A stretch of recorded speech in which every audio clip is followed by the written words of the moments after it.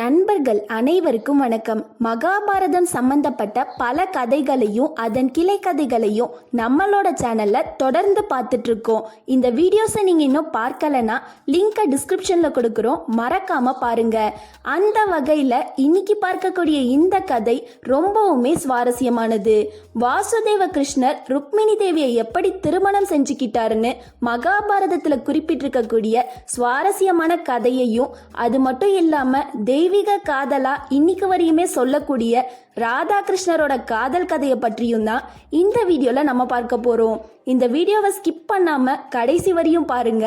அதுக்கு முன்னாடி நீங்க இன்னும் நம்மளோட சேனலை சப்ஸ்கிரைப் பண்ணலனா மறக்காம சப்ஸ்கிரைப் பண்ணுங்க, பெல் பட்டனையும் பிரஸ் பண்ணிடுங்க. இப்போ வாங்க வீடியோக்குள்ள போகலாம்.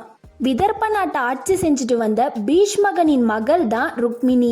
ருக்மிணி பார்க்கறதுக்கு ரொம்பவுமே அழகா ஒரு தேவதை போன்ற தோற்றத்துல இருப்பாங்க. வாசுதேவ கிருஷ்ணரோட வீரம் மற்றும் அவரோட ஒப்பிட முடியாத அழக பற்றியும், அது மட்டும் இல்லாம கிருஷ்ணர் நிகழ்த்திய எண்ணற்ற அற்புதங்கள் பற்றியும் தன்னோட நாட்டு மக்கள் மூலமா ருக்மிணி தெரிஞ்சுக்கிறாங்க. அந்த நாள்ல இருந்தே ருக்மிணி எப்பொழுதுமே கிருஷ்ணரோட நினைவாகவே இருக்காங்க. வாசுதேவ கிருஷ்ணரை பார்க்காமலேயே ருக்மிணி அவர் மீது அளவற்ற காதலோட இருக்காங்க. ருக்மிணி வாசுதேவ கிருஷ்ணரை காதலிக்கிற விஷயம் அவங்க சகோதரரான ருக்மிக்கு தெரிய வருது. இந்த விஷயம் தெரிஞ்சதுமே ருக்மி ரொம்பவுமே கோபப்படுறாரு. ருக்மியின் நண்பனான ஜராசந்தன் வாசுதேவ கிருஷ்ணரை தன்னோட எதிரியா நினைப்பவர். தன்னோட நண்பனுக்கு பிடிக்காத வாசுதேவ கிருஷ்ணருக்கு தன்னோட தங்கையான ருக்மிணிய திருமணம் செஞ்சு கொடுப்பது ருக்மிக்கு விருப்பம் இல்ல. இதனால ருக்மி தனக்கும் ஜராசந்தனுக்கும் நெருங்கிய நண்பனான சேதி நாட்டு மன்னன் சிசுபாலனுக்கு ருக்மிணியை திருமணம் செய்து வைக்க திட்டம் தீட்டுறாரு. தன்னோட இந்த திட்டத்தையும் சிசுபாலன் கிட்ட சொல்றாரு. சிசுபாலனும் ருக்மிணியை திருமணம் செஞ்சுக்க சம்மதிக்கிறாரு. அதே சமயத்துல ருக்மிணி வாசுதேவ கிருஷ்ணரை திருமணம் செய்து கொள்ள விருப்பப்படுறதா தன்னோட பெற்றோர்கள் கிட்ட சொல்லி திருமணத்துக்கு சம்மதம் கேட்கிறாங்க. ருக்மிணியின் பெற்றோர்களும் திருமணத்துக்கு சம்மதிக்கிறாங்க. ஆனாலும் ருக்மிணியின் பெற்றோர்கள் தன்னோட மகனான ருக்மிக்கு எதிராக பேச முடியாதுன்றதை யோசிச்சு ரொம்பவுமே வருத்தப்படுறாங்க. அதே சமயத்துல ருக்மிணி தான் கிருஷ்ணரை தவிர வேற யாரையும் திருமணம் செய்து கொள்ள கூடாதுன்னு தனக்கான கணவர் வாசுதேவ கிருஷ்ணர் தான்றதுலயும் ரொம்பவுமே உறுதியா இருக்காங்க. இதனால ருக்மிணி வாசுதேவ கிருஷ்ணருக்கு தன் காதலை வெளிப்படுத்தியும் தன்னை திருமணம் செய்து கொள்ள சொல்லியும் ஒரு கடிதம் எழுதி அனுப்புறாங்க. அந்த கடிதத்தை தனக்கு நம்பிக்கையான தூதன் மூலமா கிருஷ்ணருக்கு அனுப்புறாங்க. கிருஷ்ணர் அந்த கடிதத்தை படிச்சதுமே ரொம்பவுமே சந்தோஷப்படுறாரு. உடனே அவர், நான் வந்து உன்னை விரைவில் அழைத்து செல்வேன்னு ருக்மிணிக்கு பதில் சொல்லி தூது அனுப்பி வைக்கிறாரு. அதே சமயத்துல ருக்மிணிக்கும் சிசுபாலனுக்கும் திருமண ஏற்பாடுகள் ரொம்பவுமே பிரம்மாண்டமா நடந்துட்டு இருக்கு.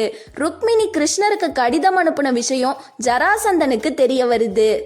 இதனால ஜராசந்தன் திருமணம் எந்த தடையும் இல்லாம நடக்கணும்ன்றதுக்காக கோவில் வாசல்ல தன்னோட படைகளோட காத்திருக்காரு. அதே சமயத்துல வாசுதேவ கிருஷ்ணரும் பலராமனும் தங்களோட படைகளோட கோவிலோட எதிர்ப்புறத்துக்கு வராங்க. சரியான சந்தர்ப்பத்துல எல்லா தடைகளையும் மீறி வாசுதேவ கிருஷ்ணர் ருக்மிணிய தன்னோட அழைச்சிட்டு அங்கிருந்து கிளம்புறாரு. இத பார்த்து ரொம்பவுமே கோபப்பட்ட ருக்மி, ஜராசந்தன் மற்றும் சிசுபாலன் தங்களோட படைகளோட வாசுதேவ கிருஷ்ணரை பின்தொடர்ந்து போறாங்க.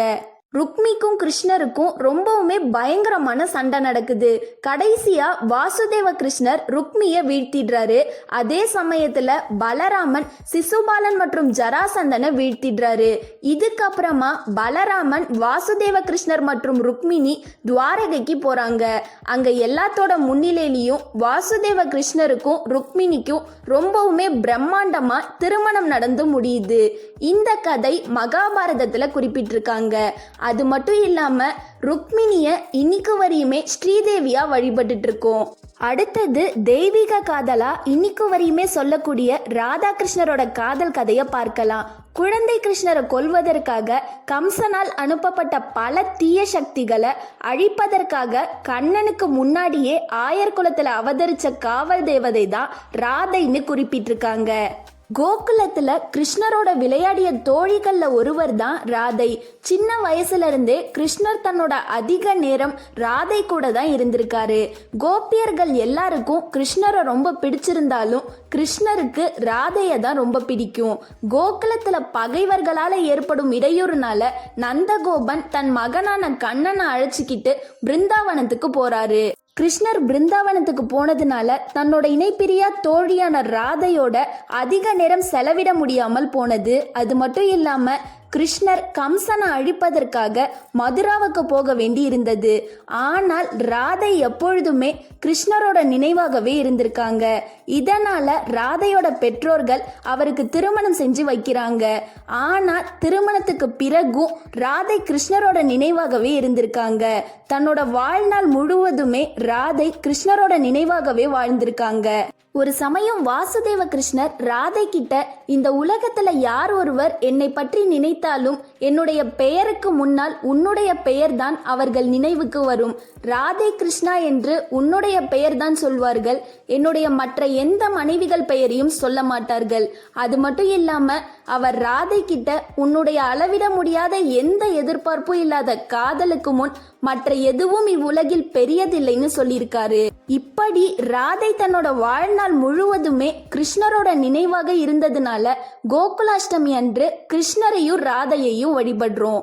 அது மட்டும் இல்லாம உத்தரப்பிரதேஷ்ல மதுராவுக்கு பக்கத்துல பிரம்மசரண்ன்ற மலை அடிவாரத்துல பர்சானான்ற சிறிய ஊர் தான் ராதை பிறந்த இடமா கருதப்படுது. ராதைய இந்த ஊர்ல ராதாராணின்ற பெயர்ல தான் அழைக்கிறாங்க. அது மட்டும் இல்லாம ராதா வழிபாடு நடைபெறும் ஒரே ஆலயம் இங்குதான் இருக்குன்னு குறிப்பிட்டிருக்காங்க.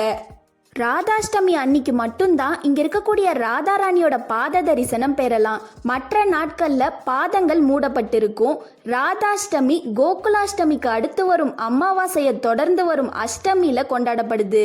ராதாஷ்டமி அன்னைக்கு ஏகாதசி போலவே விரதம் இருந்து கிருஷ்ணரை பல வண்ண மலர்களால அலங்கரித்து ராதாவுக்கு சிவப்பு வண்ண உடைகளை அணிவித்து பஜனைகள் பாடி தங்களை காக்கும் தெய்வமா அந்த ஊர் மக்கள் வழிபடுறாங்க.